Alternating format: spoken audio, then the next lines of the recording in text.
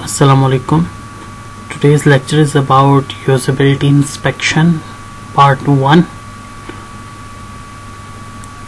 So today we have to discuss about the usability inspection, what type of problems caused by the users and what type of difficulties were in the designing so that usability problems have been occurred.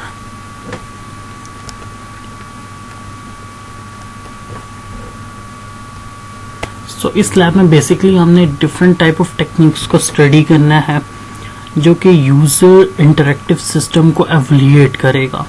ऐसे हमारे बहुत सारे systems हैं जिनको हम daily life में use कर रहे हैं, उनके ऊपर हम अपनी यूजेबिलिटी इंस्पेक्शन टेस्ट को अप्लाई करेंगे और देखेंगे कि वो किस तरह के प्रिंसिपल्स को वायलेट कर रहा है, किस तरह की प्रॉब्लम्स हैं उन डिज़ाइंस में, किस तरह के बग्स हैं, एरर्स हैं जिन्हें चाहिए कि वो डिज़ाइनर्स या क्रिएटर्स उसको मॉडिफाई कर सकें, उसके ऊपर वर्क करें ताकि यूजर्स के लिए इजी हो सके उस चीज़ को अंडरस्टैंड करना, उसको मेमोराइज करना। As according to the usability inspection हम लोग कुछ ह्यूरिस्टिक एवल्यूएशन के ऊपर हमारे पास कुछ एवल्यूएटर्स होते हैं। एवल्यूएटर्स बेसिकली वो पर्सन है जो चेक करेगा कि किस टाइप के वायलेशंस हो रही हैं हमारे रिस्पेक्टिव वेबसाइट के ऊपर या रिस्पेक्टिव सिस्टम के ऊपर, और उन वायलेशंस के अकॉर्डिंग वो सजेशंस प्रोवाइड करेगा कि इस वायलेशन को सजेस्ट करने के लिए या इस वायलेशन को ठीक करने के लिए हम इस तरह के मेथड्स को यूज कर सकते हैं।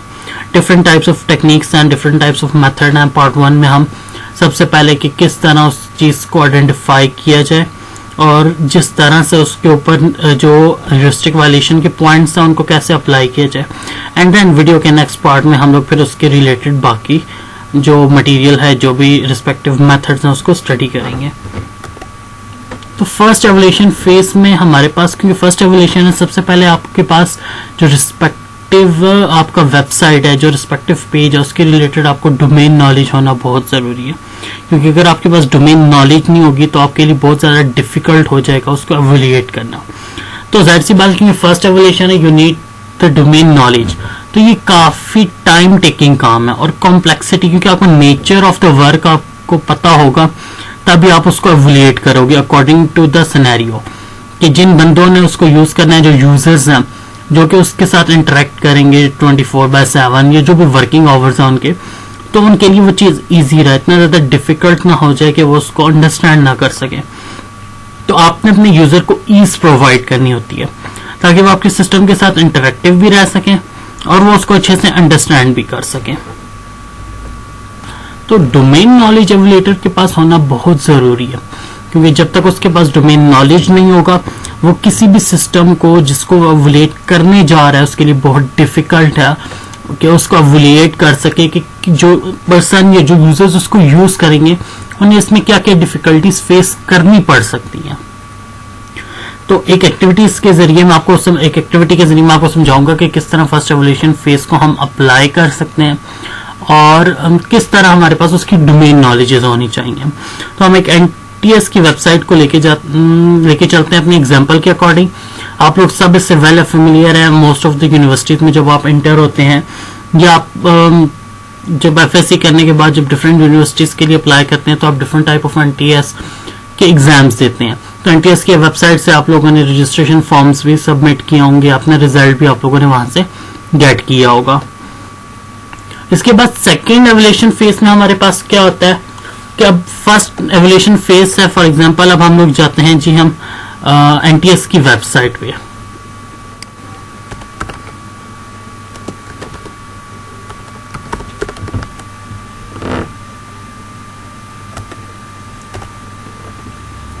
तो NTS का हमारे पास डोमेन नॉलेज होना क्या है, NTS का पर्पस क्या है। अब हम सबको पता है कि NTS का मेन पर्पस है कि वहां से हम आप जर्नल टेस्ट देते हैं। नेशनल इंस्टीट्यूशनल सर्विस है पाकिस्तान की तरफ से, जिसके ऊपर आप डिफरेंट टाइप ऑफ टेस्ट, अपने जो यूनिवर्सिटीज टेस्ट हो गए या different type of job test आप लोग वहां देते हैं। गैट हो गया, नेट हो गया, ये डिफरेंट टेस्ट आप देते हैं. So that is your basically domain knowledge. एक यूजर ने, एक स्टूडेंट ने इसके साथ इंटरेक्ट होना है. अब जब स्टूडेंट ने इंटरेक्ट होना है तो अगर जो हमारा एवेल्यूएटर होगा उसको पता होना चाहिए कि जो स्टूडेंट इसके साथ इंटरेक्ट होगा एट दैट टाइम उसका डोमेन नॉलेज क्या होगा, उस बंदे के पास कितनी नॉलेज है कि वो जो रिस्पेक्टिव जिस वेबसाइट को उन्होंने डिवेलप किया है वो इतनी ईज हो कि उसको इतना डिफिकल्टी ना हो. कि अगर फॉर एग्जांपल कोई अगर स्टूडेंट इतना ज्यादा आउटस्टैंडिंग नहीं है, ले कैटेगरी में आ रहा है, लो कैटेगरी में आ रहा है, तो उसके लिए भी इजी हो उसको रिकॉग्नाइज करना.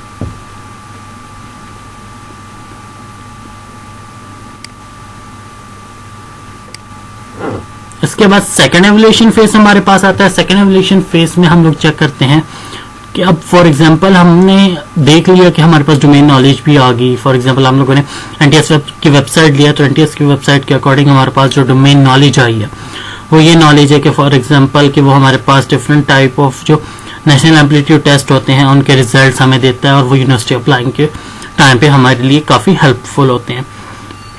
अब जो वेबसाइट डिज़ाइन की गई है हम उसको एवल्यूएट करते हैं कि फॉर एग्जांपल जब हम उसको यूज़ करेंगे तो वो कैसा है. जब मार्केट में वो जाएगा, मार्केट में यूज़ होने से पहले हम उसको यूज़ करते हैं या एवल्यूएटर्स उसको यूज़ करते हैं कि how it will interact with their environment.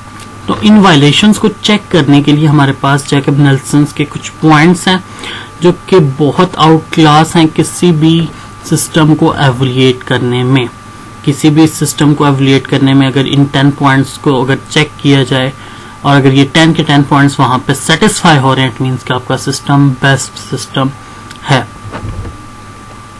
जो जैकब नेल्सन के हमारे पास इंटरेक्टिव पॉइंट्स है जिसके जरिए से हम किसी भी सिस्टम को चेक करते हैं वो हमारे पास visibility of a system status है, match between system and the real world, user control and freedom, consistency and standard, error prevention, recognization rather than recall, flexibility and efficiency of use, minimalist designs, help users recognize, diagnose and recover from errors, help and documentations. अब ये तो Jacob Nelson के main points हैं. Visibility status mean कि जो आपके पास layout है वो क्लियर होना चाहिए. Match between system and the real world means कि जो सिस्टम है वो आपका रियल वर्ल्ड के साथ इंटरेक्टिव होना चाहिए, टाइम टू टाइम अपडेट होना चाहिए. यूजर कंट्रोल एंड फ्रीडम की यूजर के पास कमांड हो कि फॉर एग्जांपल आप लोगों ने कोई किसी चीज को सबमिट किया तो आपके पास पॉपअप बटन आना चाहिए कि वेदर आप इसको सबमिट करने चाहते हैं या नहीं. Are you sure about submission, yes और not. Inconsistency and standards means की जो कंट्रोल्स हैं वो स्टैंडर्ड होने चाहिए, वो एरर टाइप्स चीजें ना हो. वहां पे जो स्टैंडर्ड्स हैं फॉर एग्जांपल एक वेबसाइट का या एक डोमेन का उनका स्टैंडर्ड है कि हम लोगों ने यूजर को ईज प्रोवाइड करनी है या हमारे वेबसाइट हर एज का ग्रुप का जो मेंबर है वो यूज कर सकता है. तो ये ना हो कि अब आपकी वेबसाइट ऐसी बन गई हो कि जो सिर्फ जी हाई डोमेन नॉलेज जिनके पास है, जो हाई डोमेन नॉलेज मेंबर्स हैं सिर्फ वो यूज कर सकते हैं. लो डोमेन मेंबर्स या लो डोमेन नॉलेज के मेंबर्स उसको यूज ही नहीं कर सकते. इसी तरह एरर प्रिवेंशन, अगर एरर आता है तो उसको रिकमेंडेड सोल्यूशन प्रोवाइड कर सके. Recognition rather than recall means के उससे जब वो सिस्टम के साथ इंटरेक्ट करे तो ही नोज के हाउ दैट सिस्टम वर्क्स. उसको रिकॉल लर्नेबिलिटी नहीं परफॉर्म करनी चाहिए क्योंकि वो लर्नेबिलिटी परफॉर्म करेगा तो उसके लिए डिफिकल्ट होता जाएगा कि वो सिस्टम के साथ कैसे इंटरेक्ट हो रहा है. तो उसके लिए चीजें इतनी ईज हों कि वो जब भी सिस्टम के साथ बैठे उसे ऐसे ही लगे कि सिस्टम वो सालों से या सदियों से यूज कर रहा हो. फ्लेक्सिबल होना चाहिए, डिजाइन उसका अच्छा होना चाहिए, एरर्स नहीं आने चाहिए. हेल्प एंड डॉक्यूमेंटेशन, अगर आप कोई वेबसाइट डिजाइन करते हैं तो स्टार्ट में उसका ट्यूटोरियल या कोई हेल्प डॉक्यूमेंट दे दे जिसके जरिए से वो उसको अंडरस्टैंड करके उसको कंप्लीट कर सके. अब इसके साथ सेकेंड एवल्यूशन में हमारे पास, क्योंकि अब हम लोगों ने कुछ वायलेशन को नंबर्स देने हैं, वो नंबर्स हम लोग using the severity rating numbers. Severity rating numbers भी जैकब नेल्सन ने ही डिफाइन किए हैं जिसमें अगर तो कोई यूजेबिलिटी प्रॉब्लम नहीं है तो आप 0 कर दें. अगर तो कॉस्मेटिक प्रॉब्लम है, छोटा सा प्रॉब्लम है, उसको आप 1 दे दें.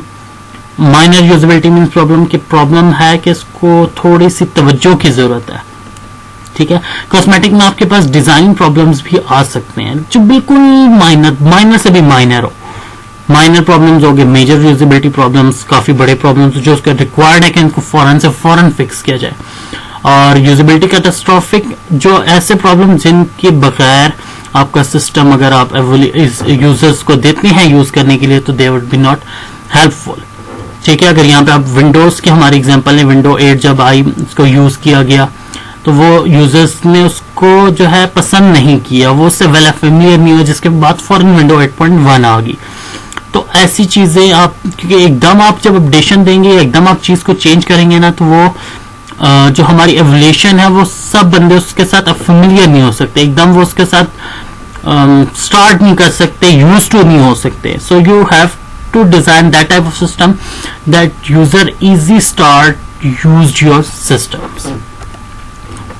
अब एनटीएस की वेबसाइट को फॉर एग्जांपल ले रहे हैं हम लोग, तो हम लोगों ने एनटीएस की वेबसाइट को लेते हैं और फिर इस ह्यूरिस्टिक को मैं आपके पास सामने वायलेशन को डिस्कस करता हूं that how this violation will be there. अब फॉर एग्जांपल जब हम लोगों ने एनटीएस की वेबसाइट पे क्लिक किया, हम लोग इसके अंदर आ गए। अब अगर एनटीएस का लोगो देखा जाए तो एनटीएस का लोगो क्लिकेबल नहीं है। ठीक है, हालांकि होना ऐसा चाहिए था कि क्लिकेबल, और इसको क्लिक करते ही मेरे पास इसके कोई डोमेन नॉलेज है, what type of this logo is, और ये सारा कुछ हमें पता लगना चाहिए। अब फॉर एग्जांपल मैं अब इसके ऊपर क्लिक करता हूं तो मेरा क्या होगा कि मैं रिस्पेक्टिव जो आपका जो इसका वेबसाइट है उसके अंदर चला गया हूं। ठीक है, उसका नेक्स्ट पेज मेरे सामने ओपन हो गया। अब मुझे नहीं पता कि मैं कहां से क्लिक करके कहां पे आया हूं, और अगर मुझे वापस जाना है तो मैं कहां से कहां वापस जाऊं। इट मीन्स दैट कि सबसे पहले जो ह्यूरिस्टिक यहाँ पे वायलेट हो रहा है वो है unable to figure out how did I get here and how do I get back where I came from. अब ये हमारे पास मेजर इश्यू है कि यूजर को अगर ये अब क्या करना पड़ा, उसको याद करना पड़ रहा है। अब उसको फ्रीडम नहीं दी गई है, उसको इसको याद रखना पड़ेगा कि अच्छा मैंने इस बटन को प्रेस करके मैं फॉरवर्ड गया था, तो अब मुझे बैकवर्ड जाना है यहां से यहां जाके। तो आपने उसकी सिवियरिटी डिफाइन कर दी और फिर उसने ह्यूरिस्टिक कौन से वायलेट किए। अब जैकी नेल्सन के जो 10 हमारे पास ह्यूरिस्टिक हैं, इन्हीं 10 में से कोई एक ह्यूरिस्टिक या 2 ह्यूरिस्टिक होंगे जो उसने वायलेट किए होंगे अकॉर्डिंग टू दिस इशू। उन्होंने क्या, एक तो show system status and user control and freedom नहीं है। यूजर को नहीं पता कि वो कब कहां से कहां जा रहा है और कहां से कहां वापस आ रहा है। इसी तरह यहाँ पे चौथा पॉइंट होता है हमारे पास डिस्क्रिप्शन, कि इश्यू किस तरह आप लोग उस इश्यू को आप डिस्क्राइब कर देते हो कि ताकि जो अंडरस्टैंडेबल पर्सन है जिसने इस चीज को रीड करके दोबारा से अमेंडमेंट्स करनी है तो उसको इजीली रिकॉग्नाइज कर सके कि आप जो इश्यू बता रहे हो असल में वो इश्यू क्या है, तो उसके आप डिस्क्रिप्शन भी दे सकते हो। Description, following figures show the following page visited on the website. For example ये फ्रंट पेज है हमारे पास हमारी एनटीएस की वेबसाइट का। अब इस वेबसाइट पे आप कहां किस चीज को क्लिक करके यहाँ आए हैं, you don't know. Even NTS का लोगो क्लिकेबल भी नहीं है। The system provide no clues to the user to figure out where his or her way through the site and find out the back. उसके पास ना forward आने की कोई पोजीशन मार्क है ना बैकवर्ड जाने का कोई पोजीशन मार्क है। इसके अलावा अब वो कहां से जंप करके कहां आ रहा है, कौन से की बटन्स है, कौन सा नेविगेशन बार है, क्या सर्च इंजन है, सर्च इंजन में ऐसा क्या था, वो किसी चीज से वेल फेमिलियर नहीं है। There is no highlight of top menu make user aware the menu category of the current page is belong to. अब यहाँ पे ऐसा होना चाहिए कि अगर फॉर एग्जाम्पल ये होम पेज है तो इस होम पेज को हाईलाइट होना चाहिए ताकि यूजर को इजी हो सके इसको अंडरस्टैंड करने में कि ये होम बटन किस लिए यूज किया गया। ये जो फ्रंट का जो एंड है ये होम है, या ये फॉर एग्जांपल अबाउट अस है या कॉन्टैक्ट अस है, तो इस चीज को हाईलाइट होना चाहिए ताकि यूजर को पता हो अच्छा राइट नाउ मैं इस पेज में हूँ, राइट नाउ मैं इस पेज को क्लिक कर। फॉर एग्जांपल अगर मैं रिजल्ट के पेज को क्लिक करता हूँ तो रिजल्ट का पेज का पॉपअप हो जाना चाहिए, उसका कलर चेंज हो जाना चाहिए ताकि जिससे ईज हो सके, दूसरे बंदे की अंडरस्टैंडेबिलिटी अच्छी हो सके। इसके बाद सेकंड हम लोगों ने इशू को जो डिस्कस किया वो inconsistency of a colour scheme है। अब अगर यहाँ देखा जाए ये कुछ 2 अलग अलग पेजेस हैं जो लोड हुए हुए हैं, तो इसमें देखिए इनकंसिस्टेंट कलर है, पहले ब्लू कलर है, फिर ब्लू, फिर ब्लैक, फिर एनटीएस के लोगों का अपने कुछ और कलर्स हैं। नीचे अगर देखा जाए तो रेड कलर यूज हो रहा है, कहीं पे ऑरेंज कलर है, फिर रेड कलर है।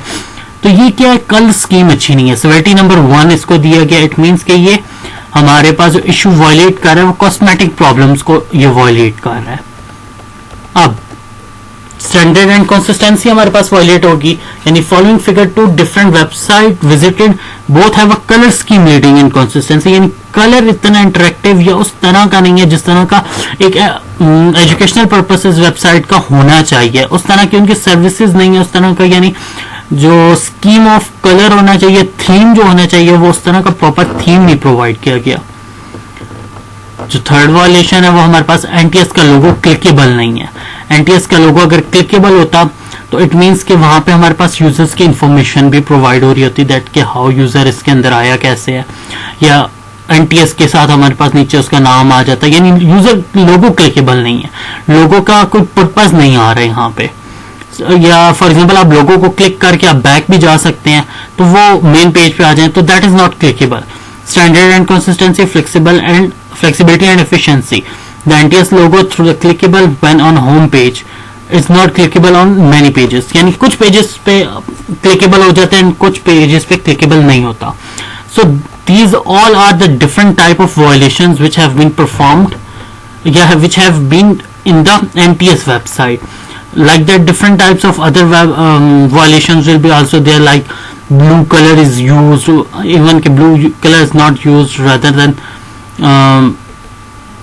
references or websites clickable positions. Red color is not used for the study purpose because it is basically an alarming color.